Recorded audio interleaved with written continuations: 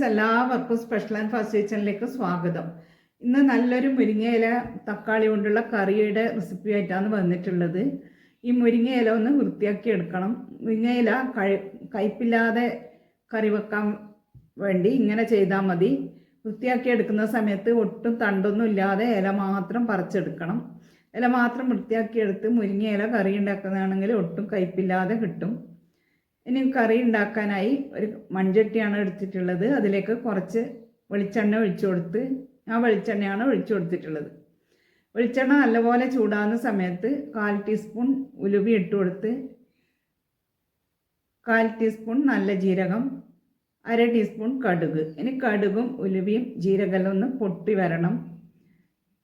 ജീരക ഉലുവയെല്ലാം പൊട്ടുന്ന സമയത്ത് ഇതിലേക്ക് വറ്റൽമുളക് 3-4 മുറിച്ചിട്ട് കൊടുക്കണം. ഇനി ഇതിലേക്ക് 4-5 ചെറിയുള്ളി ചെറുതായി കട്ട് ചെയ്ത് ഇട്ട് കൊടുക്കാം. ഇനി ഇതൊന്ന് മൂത്ത് വരണം. കുറച്ച് കറിവേപ്പില ഇട്ട് കൊടുക്കാം. ഇതൊന്ന് മൂത്ത് വരണം. 2 പച്ചമുളകും ഇട്ട് ഇതൊന്ന് മൂത്ത് വരണം. ചെറിയുള്ളി മൂത്ത് ഈ ഒരു പാകത്തിൽ മൂത്ത് വന്നാൽ മതി. ഇനി ഇതിലേക്ക്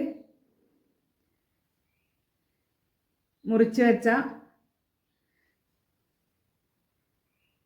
4-5 തക്കാളി, ചെറിയ തക്കാളിയാണ് 4-5 എടുത്തിട്ടുള്ളത്. വലിയതാണെങ്കിൽ ഒരു 3 എടുത്താൽ മതി.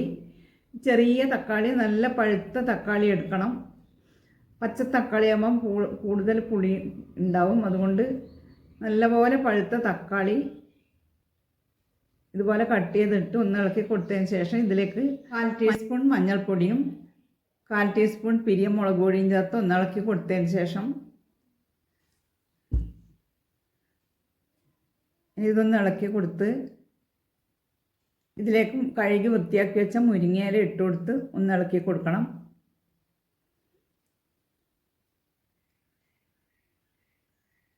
മുരിങ്ങയില ഇട്ട് ഒന്ന് ഇളക്കി കൊടുത്തതിന് ശേഷം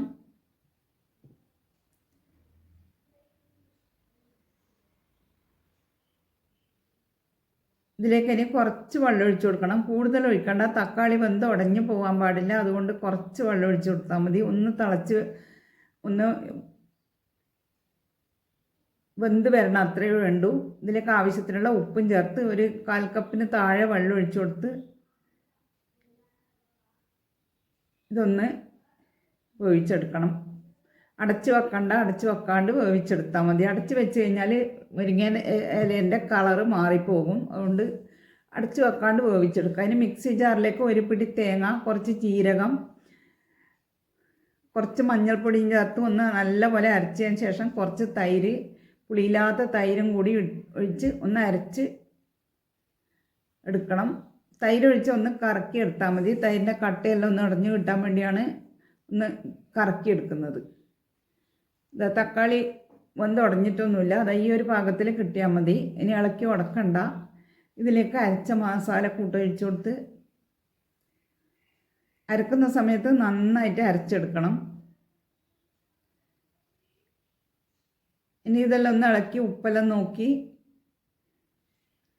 അധികം ഇളക്കി ഉടക്കണ്ട. ഇതൊന്ന് തിള വരുന്ന സമയത്ത് ഇത് ഓഫ് ചെയ്യുക. തിളച്ച് കുറുകി വരണ്ട. ഇതൊന്ന് ഇതുപോലെ തിളച്ച് വരുമ്പോൾ ഇതിലേക്ക് കുറച്ച് കായപ്പൊടി, ഒരു നുള്ളു കായപ്പൊടിയും ചേർത്ത് 2 ചതച്ച വെളുത്തുള്ളിയും ചേർത്ത് വാങ്ങി വെക്കാം. ഇത്രയേ ഉള്ളൂ, നമ്മുടെ കറി റെഡിയായി. ഇതുപോലെ എല്ലാവരും ഉണ്ടാക്കി നോക്കി ഫീഡ്ബാക്ക് അറിയിക്കണേ. വീഡിയോ ഇഷ്ടമായാൽ ലൈക്ക് ചെയ്യാനും ഷെയർ ചെയ്യാനും മറക്കല്ലേ. ഇതുവരെ സബ്സ്ക്രൈബ് ചെയ്യാത്തവരാണെങ്കിൽ പ്ലീസ് ഒന്ന് സബ്സ്ക്രൈബ് ചെയ്ത് സപ്പോർട്ടും ചെയ്യണേ. സബ്സ്ക്രൈബ് ചെയ്ത് അതിനടുത്തുള്ള ബെൽ ബട്ടൺ പ്രസ് ചെയ്ത് ഓൾ എന്ന ഓപ്ഷൻ കൂടി പ്രസ് ചെയ്താൽ ഞാനിടുന്ന പുതിയ പുതിയ വീഡിയോസൊക്കെ നിങ്ങൾക്ക് കിട്ടും. ചോറിൻ്റെ കൂടെ കഴിക്കാൻ പറ്റിയ നല്ല രുചിയുള്ള മുരിങ്ങയില തക്കാളി കറി റെഡിയായി. നല്ലൊരു വീഡിയോയുമായി നാളെ വരാം. Thank you for watching.